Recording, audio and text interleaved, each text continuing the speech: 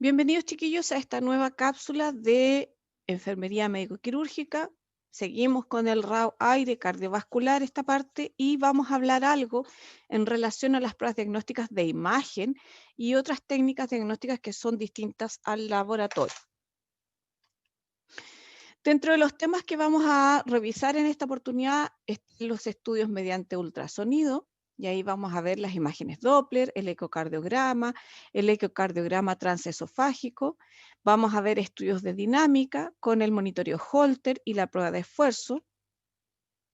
Y los estudios mediante imágenes, que ahí vamos a ver muy general las imágenes de barrido con talio, el MUGA, que son múltiples exploraciones o con una combinación de distintos métodos, y el PET scan, que es la tomografía con emisión de positrones, la resonancia nuclear magnética, el angiograma y el cateterismo cardíaco.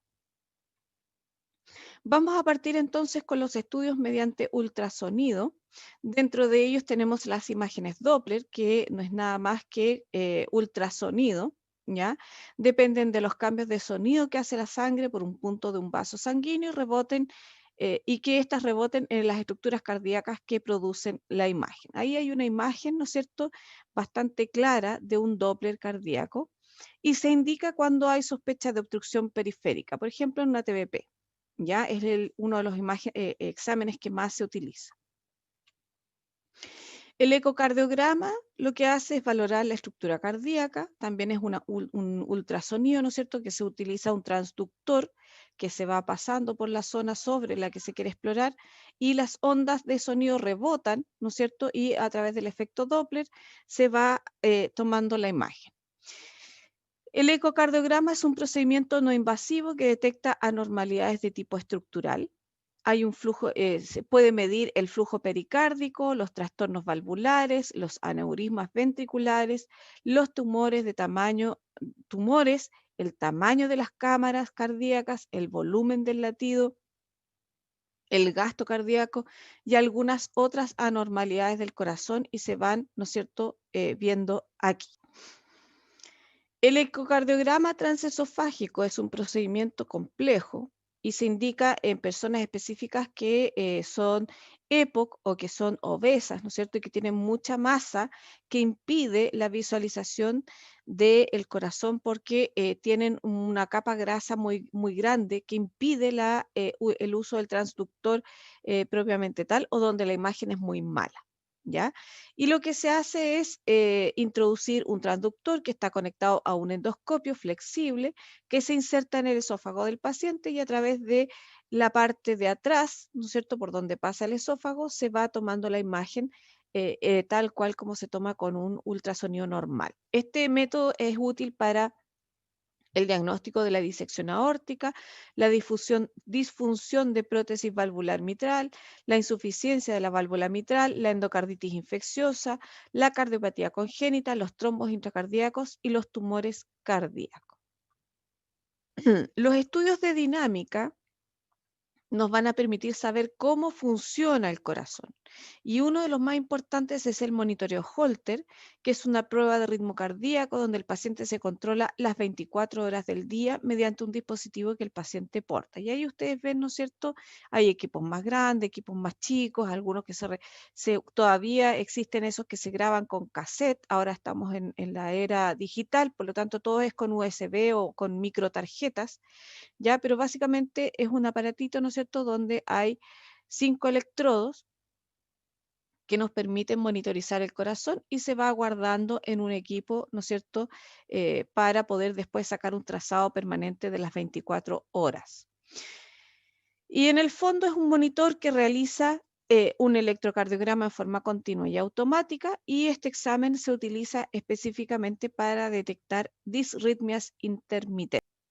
El monitoreo Holter, aquí voy a hacer un alto en el camino, puede ser cardíaco o puede ser también un Holter de presión arterial, donde a través del mismo principio, un aparatito que se cuelga al paciente, se conecta un brazalete, ¿no es cierto? Y ese equipo va tomando la presión arterial cada cierto tiempo durante el día para determinar en qué momento sube o baja la presión, ¿ya?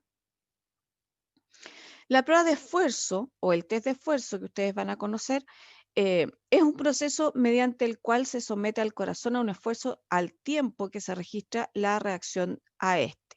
¿Ya? O sea, la idea es ver cómo tolera el esfuerzo a través del ejercicio o a través de algunos químicos, ya vamos a ver cuáles, y cómo reacciona el corazón y cómo es capaz de compensar ese esfuerzo cardíaco. Como yo les decía, el esfuerzo puede ser inducido por el ejercicio físico o inducido químicamente. La prueba de ejercicio físico, que es la que ustedes veían en la imagen, se hace, ¿no es cierto?, con un paciente que se prepara, se le pide que, a veces se le pide que suspenda la medicación y durante la prueba el paciente realiza ejercicios en una banda sin fin, mientras la presión y la frecuencia cardíaca son monitoreados constantemente mediante un electrocardiograma. Se puede hacer también un ecocardiograma durante la prueba y ese examen requiere consentimiento informado porque puede ser que durante la prueba de esfuerzo físico el paciente caiga en alguna alteración aguda cardíaca y requiera de alguna intervención mayor. ¿Ya? En este caso, en general, la indicación general es que debe suspender medicamentos como digitálicos o propanolol y no debe fumar o tomar nitroglicerina antes del examen. La prueba de esfuerzo no físico se hace generalmente en pacientes que no se pueden mover, que están en UCI o que están con ciertas condiciones que les impiden, ¿no es cierto?, someter a ese corazón a un esfuerzo físico porque el esfuerzo químico es más fácil de revertir y de controlar. Y para eso se usan algunos químicos o fármacos, ¿no es cierto?, como la adenosina, el dipridamol o la dobutamina. Y la dobutamina, que es un estimulador, ¿no es cierto?, de la, digamos, de la mecánica cardíaca, es el más utilizado en estos casos. Y como yo les decía, imita el efecto del ejercicio sobre el corazón y se utiliza cuando el paciente está impedido para realizar el ejercicio físico o si se considera que los efectos son más fáciles de controlar que los físicos.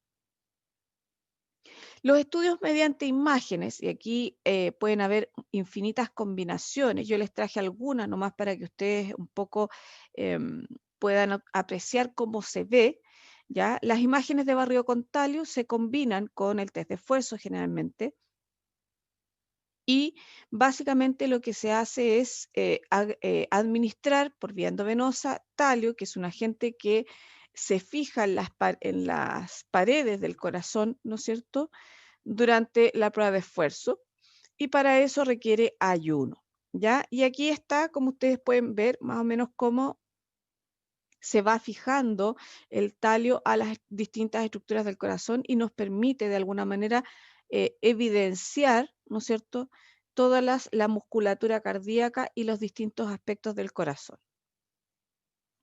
El talio se inyecta luego que el paciente alcanza un esfuerzo cardíaco máximo en la banda sin fin y en ese momento se ve la distribución del talio a nivel del músculo cardíaco y su concentración va a ser menor en las áreas de isquemia, ¿ya? Generalmente esta prueba comprende dos partes. El segundo barrido se realiza cuando el corazón está en reposo. Entonces se inyecta el talio, ¿ya? Se somete al paciente al esfuerzo físico, o sea, se inyecta después de que el paciente ya alcanzó el máximo del esfuerzo físico y se somete a una cámara, ¿no es cierto?, que es la que va a tomar la imagen y esto se hace en la unidad de medicina nuclear. Entonces se toma una primera imagen cuando el paciente está recién saliendo del esfuerzo físico y después, cuando el paciente ya ha pasado una cierta cantidad de horas de reposo, se vuelve a tomar la imagen para poder saber cuánto más se fijó el talio en la musculatura cardíaca. El MUGA y el PET, que son dos siglas, ¿ya?, que básicamente agrupan una serie de estudios de imagen. El MUGA constituye otro tipo de análisis mediante barreo de imágenes y empleados para examinar el flujo sanguíneo o el metabolismo miocárdico, ¿ya? A diferencia de las imágenes de barrido con talio, cuando se emplea el método de isótopo, este método, el isótopo radioactivo permanece en el torrente sanguíneo y no se fija en los tejidos miocárdicos. Entonces aquí lo que queremos ver es el flujo sanguíneo, ¿ya? Y generalmente se usan otros isótopos radioactivos como cesio, que básicamente no tienen fijación en la musculatura, sino que nos va a permitir examinar el torrente sanguíneo y su flujo dentro del corazón, ¿ya? Se usan generalmente para detectar la fracción de eyección del ventrículo izquierdo, infartos del ventrículo derecho, aneurismas y efectos de la nitroglicerina y de los vasodilatadores en la función ventricular. Y lo que se obtiene como imagen final puede ser esto, que es cuando se capta solo lo que está dentro de la estructura vascular, o esto que es con el PET scan, ¿no es cierto? Se obtiene esta imagen tridimensional donde vamos a tener un modelado digital del corazón con sus zonas, ¿no es cierto?, de mayor fijación del isótopo radioactivo. La resonancia magnética es una técnica que se emplea para detectar aneurismas, gasto cardíaco y funcionamiento de las válvulas. Antes de la resonancia magnética se debe advertir al paciente que el equipo emite un sonido de golpeteo y que debe permanecer lo más quieto posible. Esta es una imagen que está bastante desenfocada, pero es un poco la imagen que nos va a dar la resonancia magnética, que también nos puede dar distintos cortes, ¿no es cierto? Y se puede hacer una representación digital del cuerpo del paciente. Cosas importantes en relación a la resonancia magnética, y este es el resonador, ¿ya? Hay que informar y explicarle al paciente del procedimiento, hay que retirar todo lo que sea metálico, y aquí estamos hablando de piercing, anillos, cadenas, todo lo que sea metálico. Hay que valorar si el paciente es claustrofóbico, porque si es claustrofóbico tenemos que hacerlo sedado, ya hay que sedar al paciente. Hay que verificar el uso del marcapaso. Si es que tiene implantes metálicos, no se puede realizar esta técnica porque el resonador utiliza un campo magnético para generar la imagen. ¿Y cómo funciona el resonador? Lo que ocurre es que al paciente se le hace, digamos, bombardea con un campo magnético y lo que se hace es cambiar digamos, la carga de los núcleos de hidrógeno, ¿ya? Por lo tanto, cuando no hay campo magnético, los núcleos de hidrógeno, de las moléculas de hidrógeno, ¿no es cierto?, del cuerpo están orientados para cualquier lado, y cuando hay campo magnético, las moléculas de hidrógeno se orientan hacia un mismo lado y eso produce una, ¿no es cierto?, resonancia magnética, ¿no es cierto? O sea, se devuelve un pulso electromagnético, si ustedes quieren, y se produce la señal de resonancia y se puede captar esa imagen acá, ¿no es cierto? Y se produce la espectroscopía, ¿no es cierto? Que es la imagen de resonancia que nosotros queremos tener, ¿ya? Este es un resonador que son casi como naves espaciales y realmente suenan mucho y los pacientes habitualmente se les pone esta, eh, digamos, capucha, ¿ya? Y hay algunos resonadores que tienen una película, se les pone algunos audífonos para evitar el ruido y todo lo demás, pero básicamente esta es la forma en la que se genera la imagen y esa es la razón por la que nosotros no podemos someter a un paciente con cualquier cosa cardíaca, o sea, metálica, perdón, como un marcapasos, porque el marcapasos simplemente a través de los imanes potentes, porque esto es como un imán gigante, va a perder su actividad y el paciente puede fallecer en el examen. Lo mismo con todo lo que sea placas metálicas introducidas dentro del cuerpo, como es un imán, ¿ya? Puede atraer esas placas y desplazarlas o simplemente sacarlas de su lugar. El angiograma o la angiografía, cualquiera de los dos términos es correcto, examina el flujo de sangre periférico y central, se usa para determinar la obstrucción de extremidades inferiores y vasos coronarios. Se recomienda cuando el paciente experimenta síntomas de disminución de la circulación como edema, dolor, enfriamiento de extremidades, disminución de pulsaciones y retardo del llenado capilar. El catéter del angiograma generalmente se inserta por la arteria femoral izquierda o derecha, hacia abajo, ¿no es cierto? Y se usa material de contraste para producir la imagen radiográfica. O sea, aquí está básicamente cómo se ve la angiografía, ¿no es cierto? Esta es una imagen real donde va el medio contraste y va tiñendo todas las vasos sanguíneos y se puede detectar fácilmente la obstrucción y así hacer alguna, digamos, cirugía al respecto. El cateterismo cardíaco, que es lo mismo que la angiografía, pero a nivel del corazón, ¿no es cierto? Y se utiliza, es un procedimiento que puede ser diagnóstico, puede ser simplemente para revascularizar, ¿ya? Es similar a la angiografía, el catéter se inserta por la arteria femoral o radial, ¿ya? Em, pero el medio contraste se inyecta hacia las coronarias, ¿ya? Y eso permite la visualización del flujo sanguíneo en el corazón. Y aquí vemos una imagen de una angiografía, esta es una angiografía combinada con un PET scan, donde ustedes ven una imagen tridimensional del corazón, ¿no es cierto? Y lo que se ve principalmente son las arterias o los vasos coronarios. Y ese es el trayecto que ustedes ven que hace la sonda, ya cuando se inserta por vía femoral, o cuando se inserta por vía radial también es más o menos lo mismo. Ya es más corto por radial, generalmente yo he visto que lo usan más radial que femoral, pero puede ser las dos cosas. Y con esto, chiquillos, terminamos esta parte que corresponde a la imagenología y a las pruebas de laboratorio que se usan habitualmente en el diagnóstico de las patologías cardíacas.